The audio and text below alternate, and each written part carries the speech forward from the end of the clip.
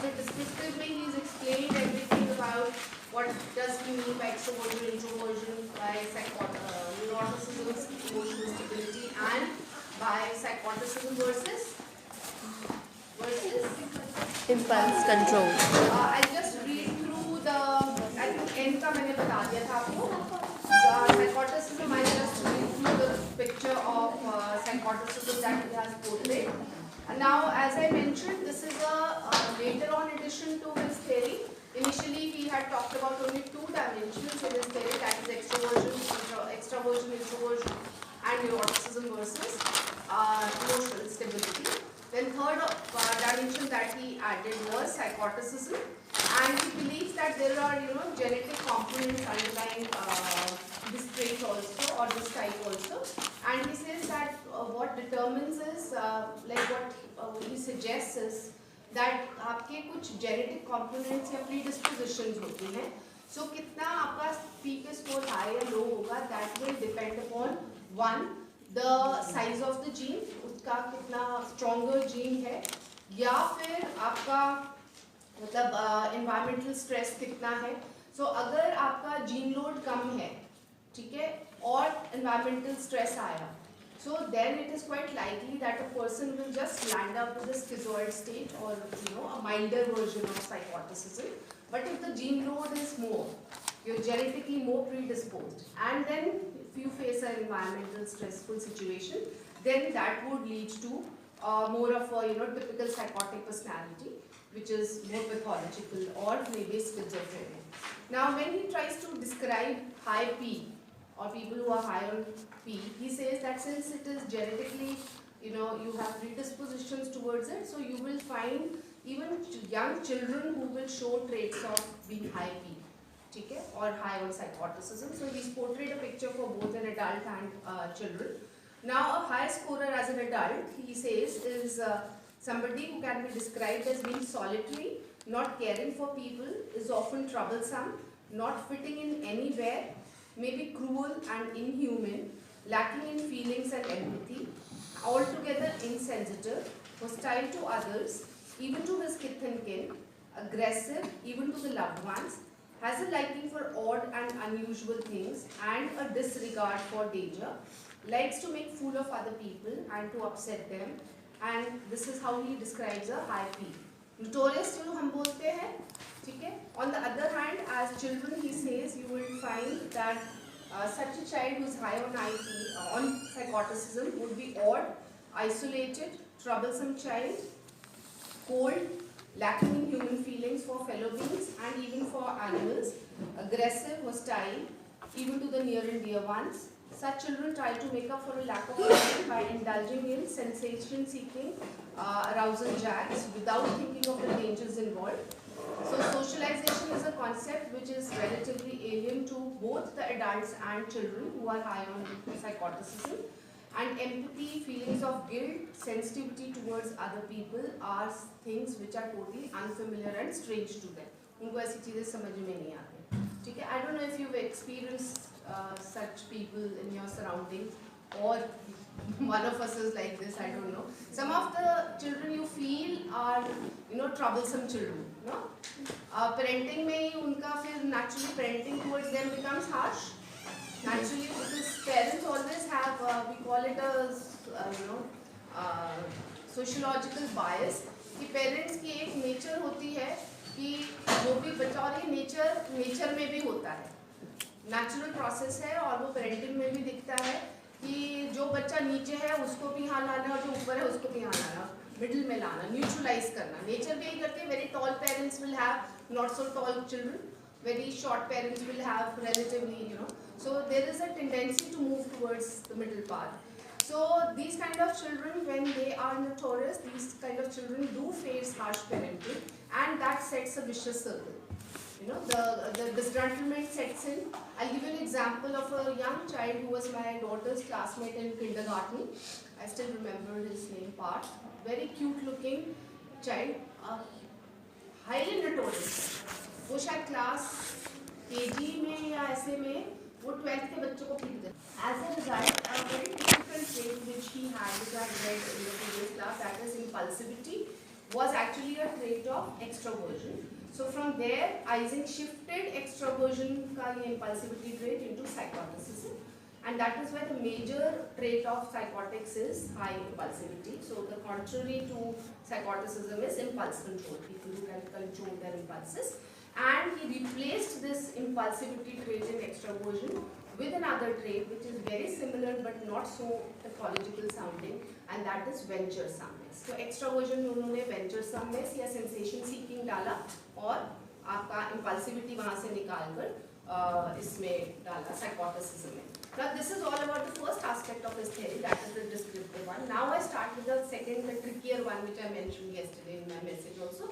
That is where he gives an explanation about the physiological, causation of all these descriptions that he has given. So the second aspect talks about the causal models of his theory of personality.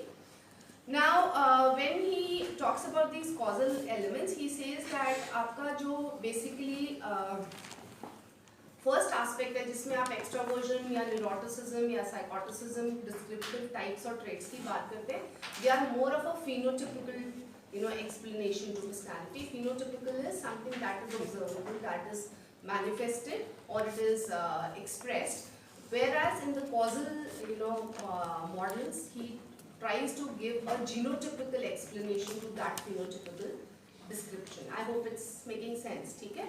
Now when he talks about that, he has proposed in this aspect of his theory, he has proposed two major models. ये लिख लीजिए. The first model that came in 1957 accounted for differences between introverts and extroverts in terms of central nervous system,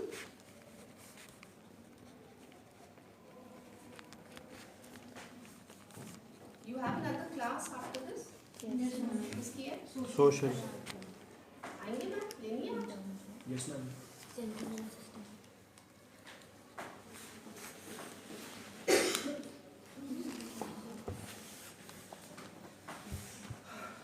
It talks about differences between introverts and extroverts in terms of central nervous system differences in levels of inhibitory and excitatory neural processes.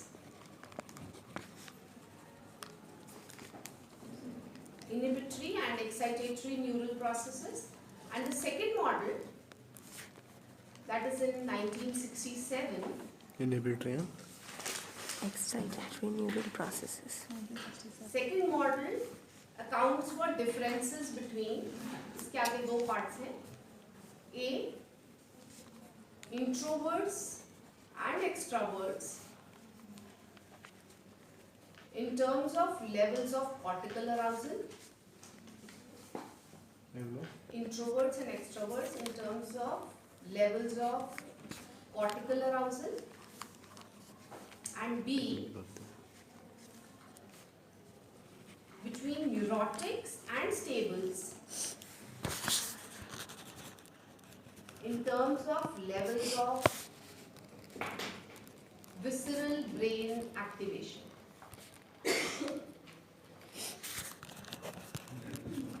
In terms of levels of visceral brain activation.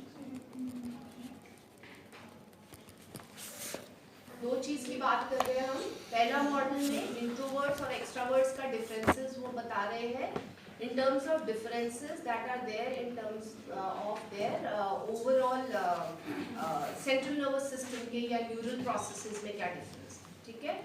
और दूसरे में दो parts हैं, वहाँ पर भी introversion और extraversion का ही डिफरेंस कर रहे हैं, लेकिन सिर्फ कॉर्टिकल अराउजल के तहत, ठीक है, क्या डिफरेंसेस हैं. और सेकंड मॉडल जो लेकर मॉडल है उसका एक और एस्पेक्ट है जहाँ पर जो दूसरी डायमेंशन है न्यूरोटिसिज्म वर्सेस स्टेबल, उनका डिफरेंस की बात करते हैं, but that is in terms of their visceral brain का जो आपका जो लिम्बिक सिस्टम होता है, यह है ब्रेन एमिग्डाला हिप्पोकैम्पस है ना, जो आपके इमोशंस के साथ रिलेटेड है. सो उसके डिफरेंसेस के अंतर्गत वो डिफरेंस कर रहे हैं न्यूरोटिसिज्म वर्सेस स्टेबिलिटी, ठीक है. अब फर्स्ट मॉडल की पहले अगर हम बात करें, जहाँ पर इंट्रोवर्जन और एक्सट्रावर्जन के डिफरेंसेस की बात की है इन टर्म्स ऑफ आपका जो अब थोड़ा सा ये पहले समझेंगे फिर लिखेंगे।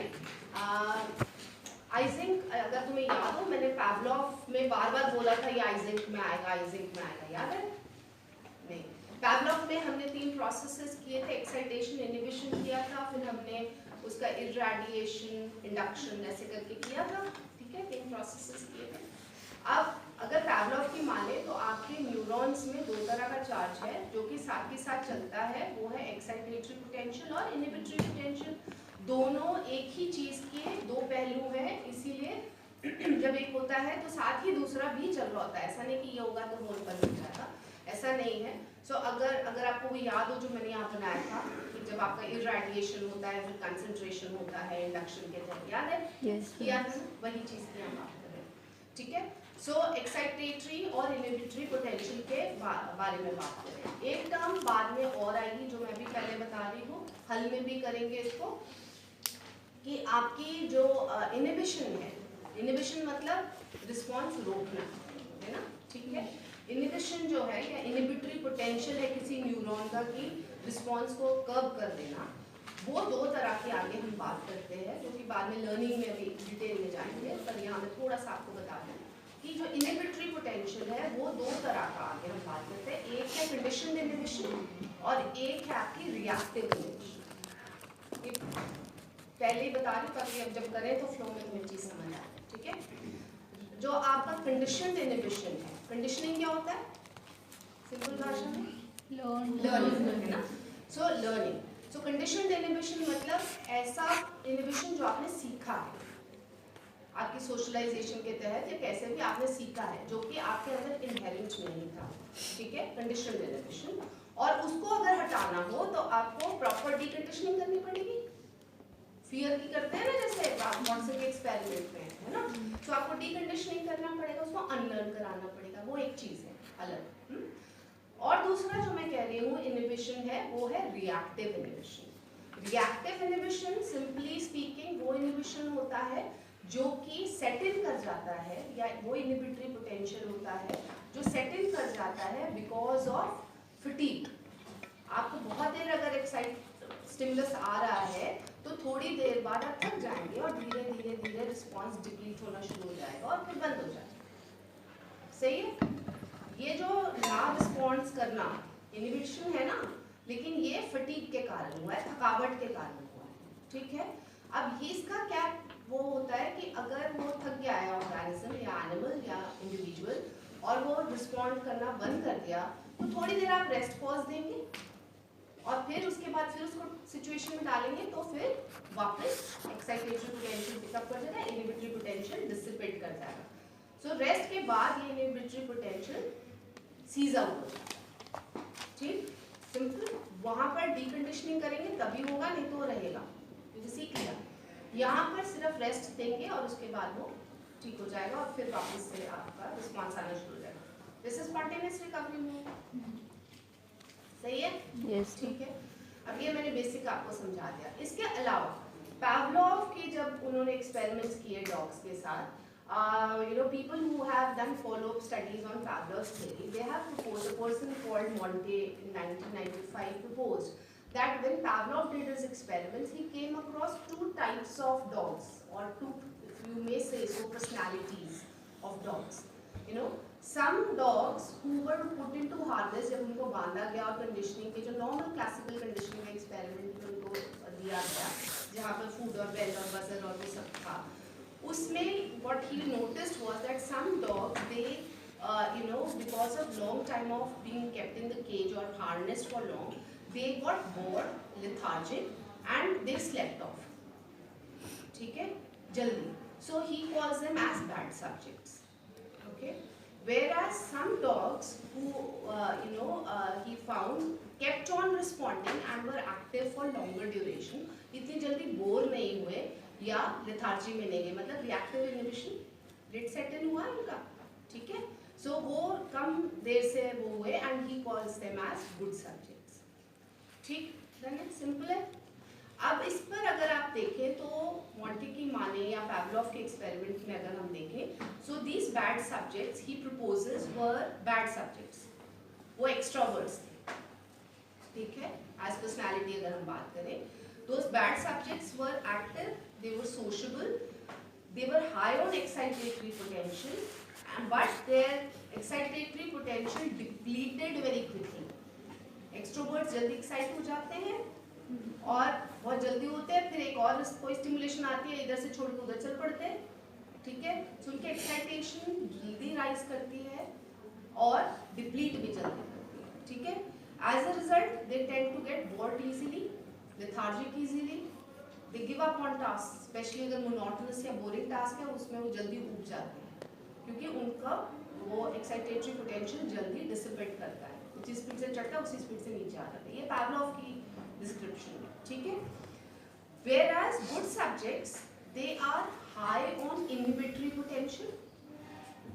As a result, their acquisition of inhibitory response is also much quicker, ठीक है। And so they learn not to respond to stimulations which are non-reinforced. जहाँ reinforcement नहीं आ रही उसको वो उनको समझ आ जाती है यहाँ response नहीं देना। जो कल मैं आपको बोल रही थी कि वो socially wise होते हैं, conditioning करनी उनके लिए मतलब वो है मुश्किल है, वो बिल्कुल क्लियरली डिस्क्रिमिनेट कर पाते हैं यहाँ आया या नहीं आया, ठीक है। और वो इनहिबिटरी पोटेंशियल पे हाई होते हैं, ठीक। डन है, सिंपल, आगे समझ। Yes, ma'am. अब मैं इतना ही समझना, ज़्यादा डीप मत जाना क्योंकि मैं पूरा पलटने वाली हूँ, ठीक है। अब ये पावलोव ने कहा, हाँ, लेकिन आइजेंक ने क्या किया कि पावलोव का ये कॉन्सेप्ट तो उठा लिया, लेकिन इसको बिल्कुल अलग तरीके से अपनी थ्योरी में यूज किया। और अब जब आप आइजेंक के सुनेंगे तो आपको वो भी सेंसिबल लगेगा, ठीक है। और अलग तरीके से अगर आप समझेंगे तो लगेगा कि अलग नहीं, रिवर्स कर दिया, पूरा उल्टा कर दिया, ठीक है, ठीक। अभी तक मैंने आपको क्या बोला कि मैंने बोला आपको जो पावलोव ने बताया कि जो बैड सब्जेक्ट्स हैं वो एक्सट्रोवर्ट्स थे, सोशेबल थे और उनका एक्साइटेटरी पोटेंशियल हाई था और लेकिन उनका एक्साइटेटरी पोटेंशियल डिसिपेट भी क्विकली करता था, ठीक है, बिल्कुल है। जबकि आपके जो गुड सब्जेक्ट्स हैं वो उनका इनहिबिटरी पोटेंशियल आया था, ठीक है, एंड उनको क्लियर का डिस्क्रिमिनेशन था कि कहाँ रिस्पॉन्स देना है, नॉन रिइंफोर्स्ड टाइप पे नहीं देना है। इनहिबिट कर लेते थे ना रिस्पॉन्स, हर चीज पे नहीं देते थे, ठीक, ये उनका है। अब आप अगर आइजेंक की माने, ये थोड़ा सा लिखिए फिर आपको समझ आएगा। Now, when Isaac, adopted this and used it in a different sense, Isaac proposes that extroverts, they are, in their case, excitatory potential is slow and weak.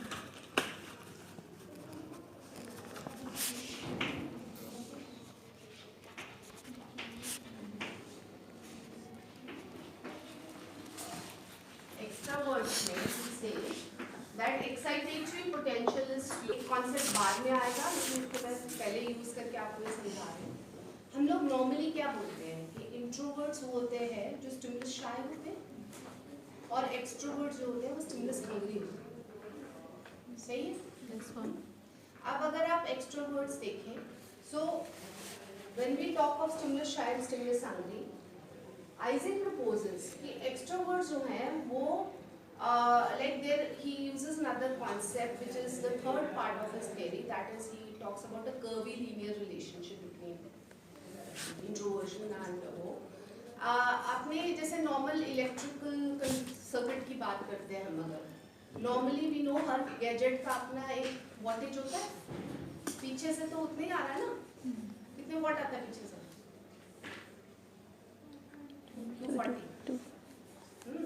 240 watts आ रहा है। अब आपका 10 वॉट का बल्ब भी है और आपका 100 वॉट का बल्ब भी है, ठीक है। अब अगर और दोनों अपने अपने लेवल की एनर्जी कंज्यूम करते हैं, सही है। और अगर किसी छोटे वॉट वाले गैजेट में आप ज्यादा करंट देंगे तो क्या हो जाएगा?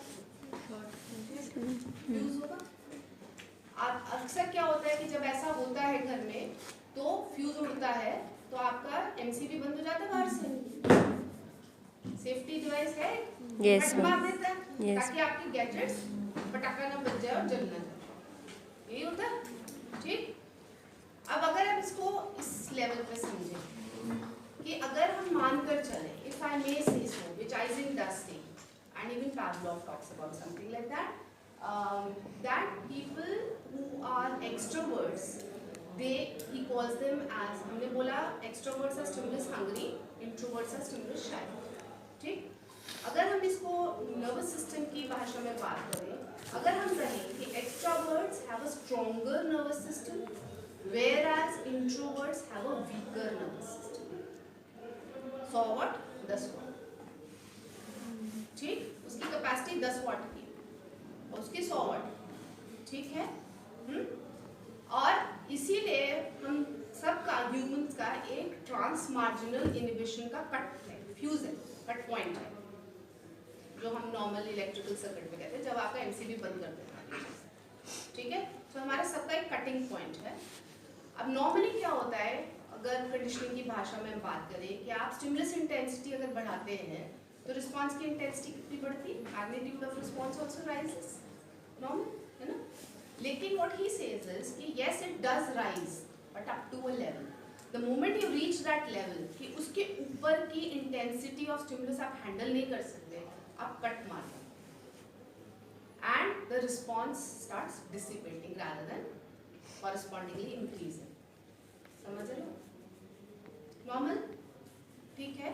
Yes. करंट जब तक 100 वाट के बल्ब को आप 50 वाट दे रहे हो, 80 दे रहे हो, ले रहा है 100 ले रहा है, हो सकता है 105 तक ले जाए, उसके बाद वो पटाखा बजेगा और वो कट मार जाएगा, एमसीबी क्लोज कर देगा, यही है, सही है।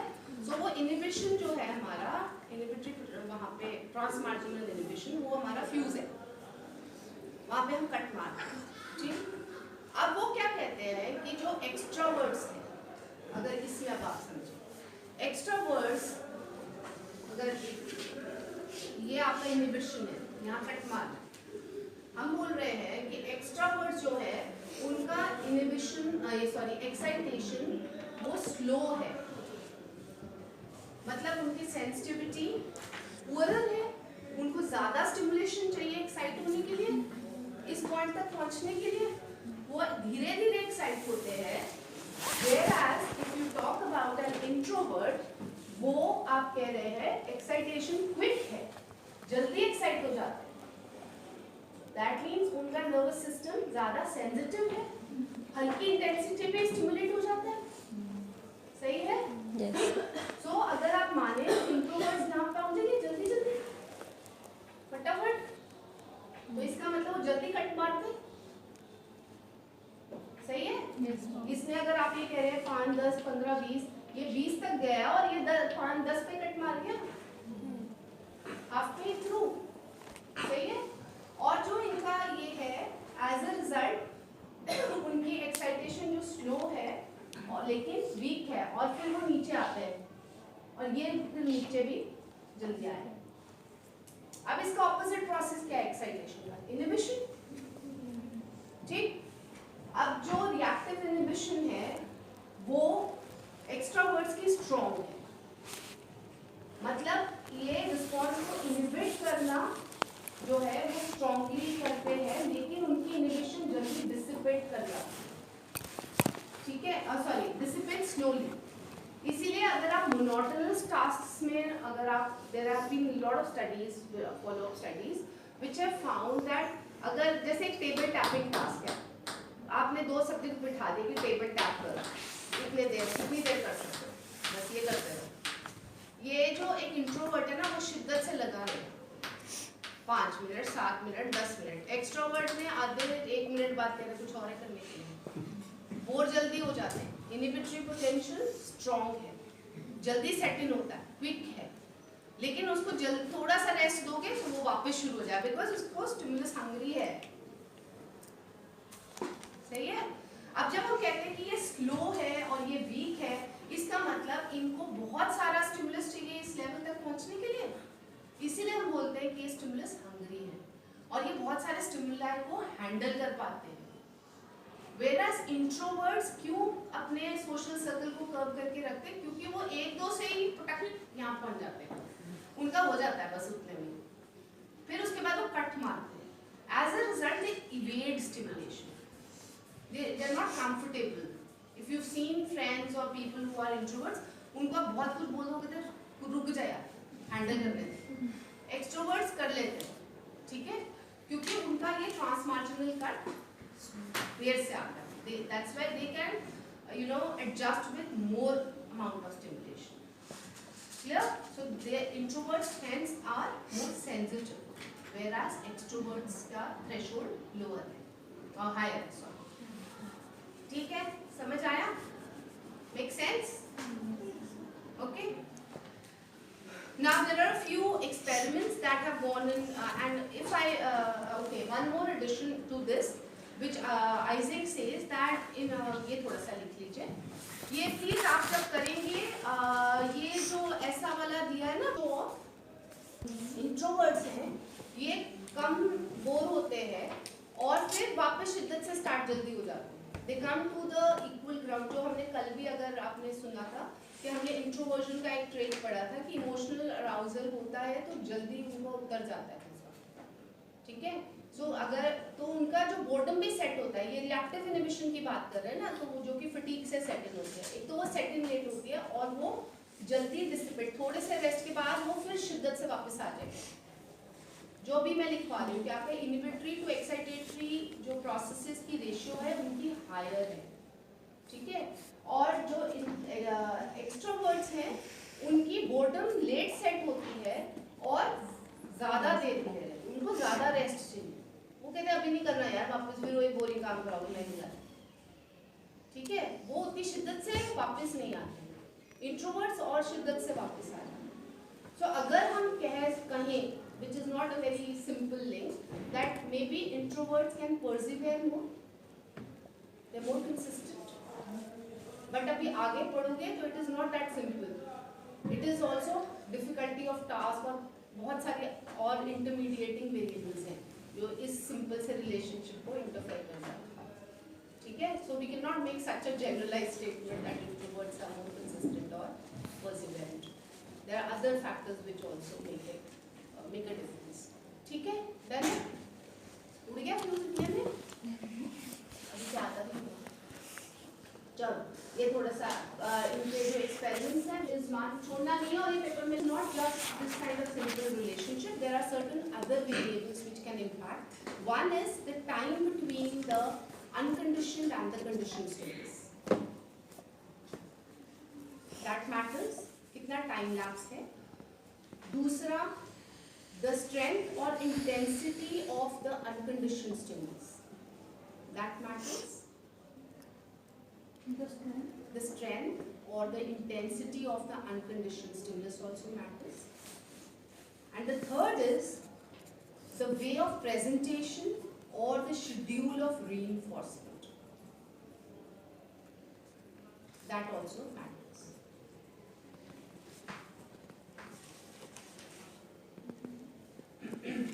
ये जो फ्राइल की स्टडी है उसमें ये बाहर आया, ये इंटरमीडिएटिंग वेरिएबल्स. ये अलग सी भाषा में यहाँ दिए गए हैं, लेकिन ये मैं तुम्हें जस्ट बता रही हूँ ताकि तुम्हें वो किताब में जाके समझना ठीक है.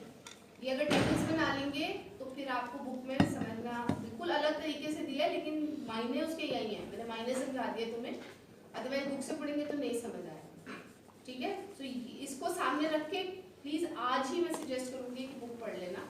नहीं कुछ समझ आएगी तो फिर देखेगा, तो थोड़ा ट्रिकी है. Okay, then now coming on to the second model. Second model 1967 को जो दिया था, जहाँ पे दो हिस्से हैं उसके, एक इंट्रोवर्जन और एक्सट्रोवर्जन का उन्होंने अध्ययन किया in terms of cortical arousal, और एक उन्होंने न्यूरोटिसिज्म वर्सेस टेबल्स का किया in terms of visceral brain arousal, ठीक है. Now coming on to the A part of the second model. Extroversion introversion की ही बात कर रहे हैं डिफरेंस की, but in terms of cortical arousal. Now in terms of cortical arousal, Isaac says you can see the difference in terms of what he calls it as aras, A-R-A-S. It's a abbreviation. To aras activity is an indication of the intensity of your cortical arousal. आपके cortical area का कितना arousal हुआ है. Aras is ascending, reticular activating system. So he differentiates extroverts and introverts in terms of levels of activity in ARAS, that is ascending reticular activation system. So ARAS basically serves to stimulate the cerebral cortex, leading to higher cortical arousal. जितना ARAS activity बढ़ेगा इसका उसका मतलब है cortical arousal ज़्यादा है. It serves to stimulate the cerebral cortex, leading to higher cortical arousal. So greater the ARAS activity, greater will be the cortical arousal.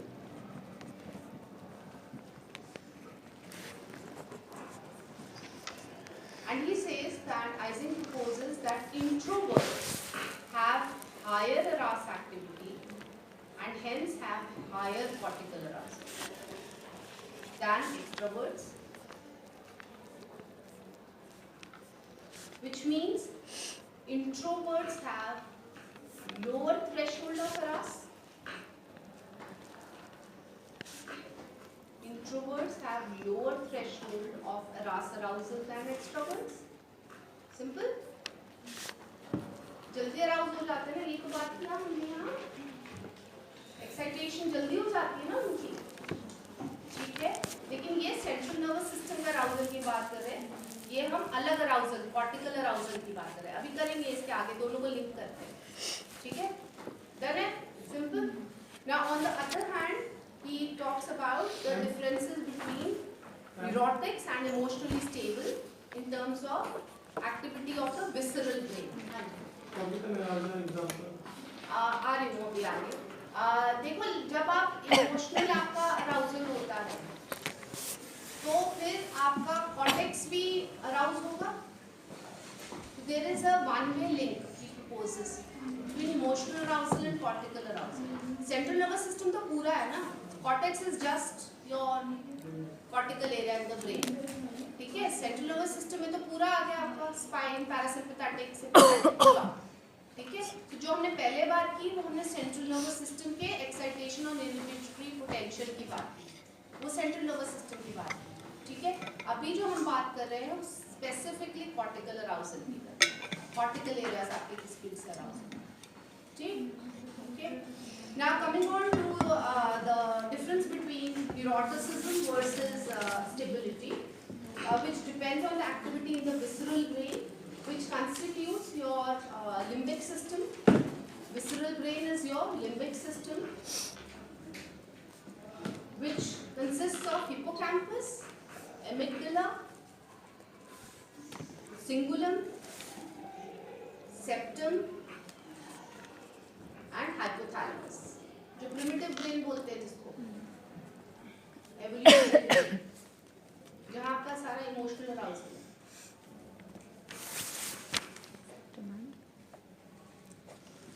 Again, hypothalamus बोलते थे. So neurotics are characterized by greater activation and lower threshold within the visceral brain. ज़्यादा sensitive होते हैं introverts. Emotional arousal, neurotics, वो ज़्यादा sensitive होते हैं. Emotional arousal तेज हो जाता है उनका, तो उनका विसरल ब्रेन एक्टिविटी ज़्यादा है और थ्रेशोल्ड उनका कम है, सेंसिटिविटी ज़्यादा है. ठीक है. As compare to emotionally stability. Now further Ising proposes a link between your visceral brain and ARAS activity. ARAS and visceral brain में he proposes a one-way link between ARAS and visceral brain, and he says that if a person is cortically aroused, there need not be any emotional arousal. That is visceral brain. अगर ARAS activity है तो जरूरी नहीं है कि visceral brain में भी activity हो. Whereas if there is emotional activation, it guarantees cortical arousal. Emotional activation, it guarantees cortical arousal, or it guarantees that cortical arousal will occur.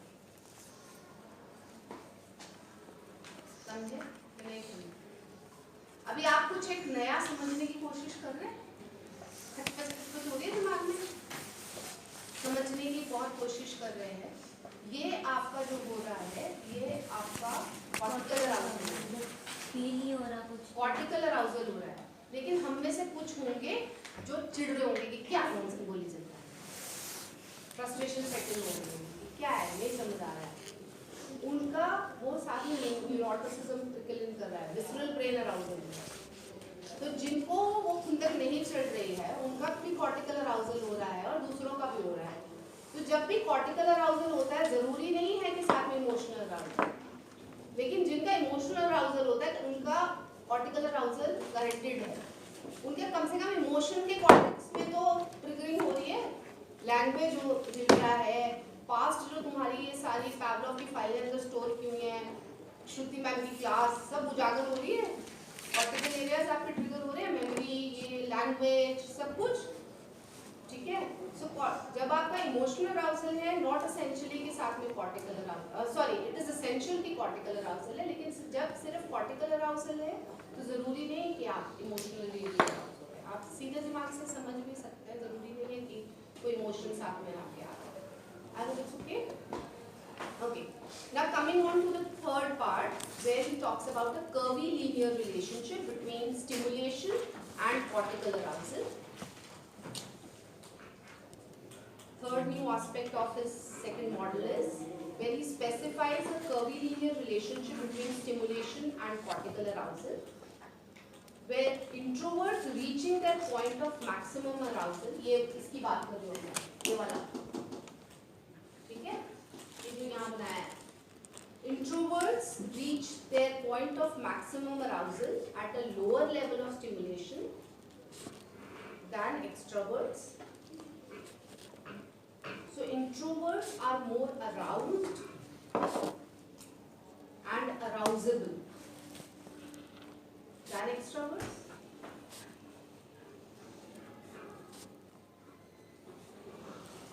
You may say so that introverts have a strong nervous system, can tolerate intense stimulation, and it is less sensitive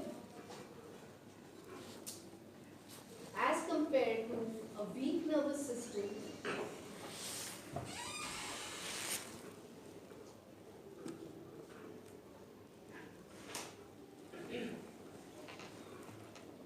which gets excited and has a limited capacity to tolerate additional stimulation.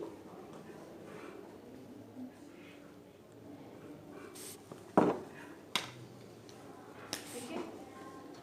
Now in describing this, Pavlov's concept of transmarginal inhibition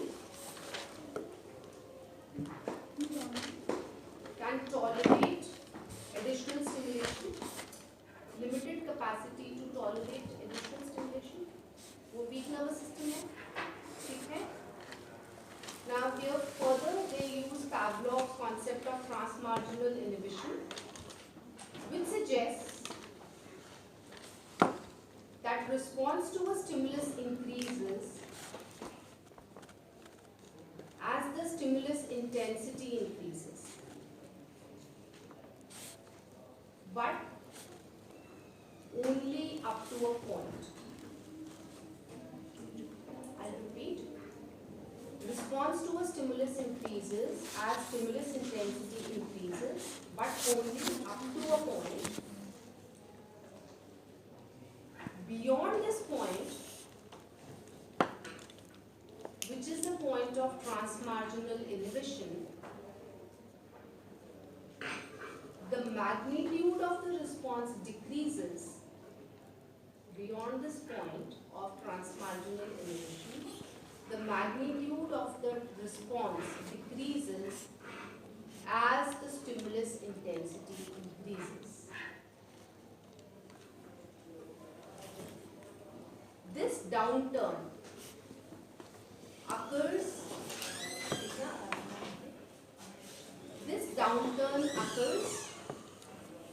protect the nervous system from being over aroused. अगर ज्यादा हो जाएगा तो फिर क्या होगा? Nervous breakdown होगा ना. This downtown occurs to protect the nervous system from being over aroused. So introverts behave like weak nervous system and hence are stimulus shy, whereas extroverts behave like strong nervous systems and hence are stimulus hungry. सही?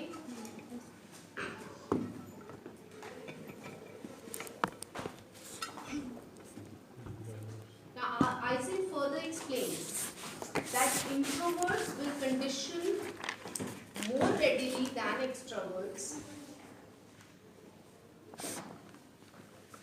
with a weak unconditioned stimulus.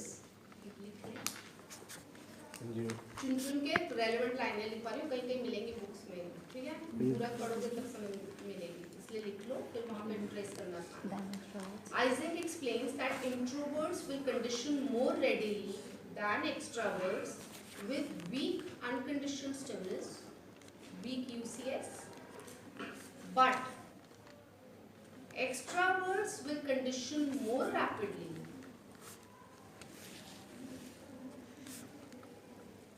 with a more intense unconditioned stimulus.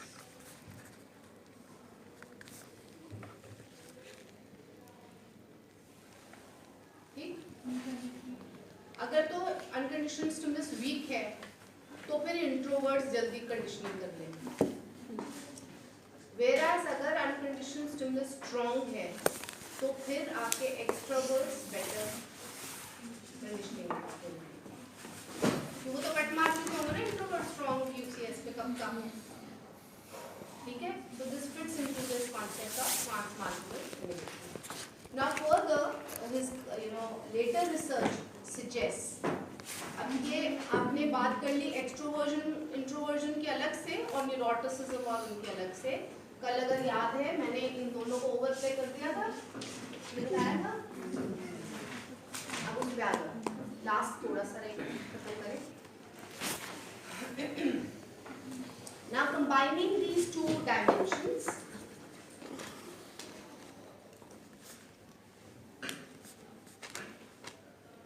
there emerge fourfold classification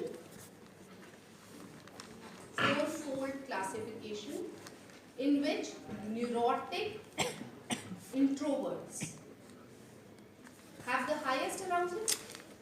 एक तो neurotic है, उनका visual brain arousal पहले ही ज्यादा है, ऊपर से इंट्रोवर्ट है, वहाँ भी एक्साइटेटरी पोटेंशियल बहुत ज्यादा है, ठीक है? तो ये दोनों मिलकर उनको काफी हाईली अराउज्ड कर देते हैं. Okay, so neurotic introverts have the highest overall arousal both of the visual brain and the रस.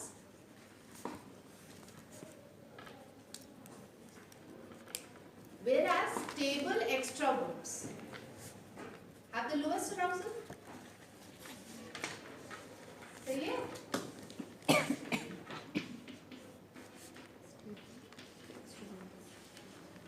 सबसे ज्यादा अराउजल किसको होगा? इनका. ये है विसुअल ब्रेन का और ये है रास और सेंट्रल नर्वस सिस्टम का अराउजल. ये हाई है ना इंट्रोवर्ट्स का, ये भी हाई, ये भी हाई, ये दोनों हाई हो गए. सबसे ज्यादा कॉर्टिकल अराउजल, सबसे ज्यादा अराउजल रेट इनका है और सबसे ये स्टेबल है. और यहाँ भी लोअर अराउजल है, एक्सट्रोवर्जन है, तो लोएस्ट अराउजल इनका हो जाएगा दोनों टर्म्स. सही है?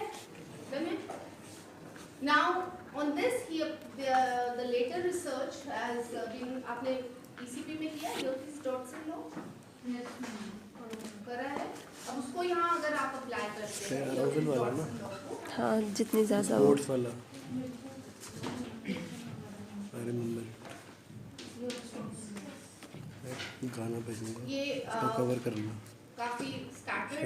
अगर मैं आपको सिर्फ जिस्ट बताऊं कि अगर आप डिफरेंशिएट करते हैं, जो हमने भी पहले किया, कि टास्क कैसा है उस पर डिपेंड करेगा. कि आपका परफॉर्मेंस कैसा है. So he has tried to make an explanation in terms of the difficulty of the task and the performance. Normally speaking, क्या होता है कि अगर टास्क परफॉर्मेंस आपने अच्छी करनी है, ठीक है, if everything else is equal, अगर इन दो चीज़ों का या मोटिवेशन की अगर हम इसको सब्स्टिट्यूट कर दें, तो मोटिवेटेड आप कब हो? जब आपका सक्सेस रेट काफ़ी ऑप्टिमल है. आगे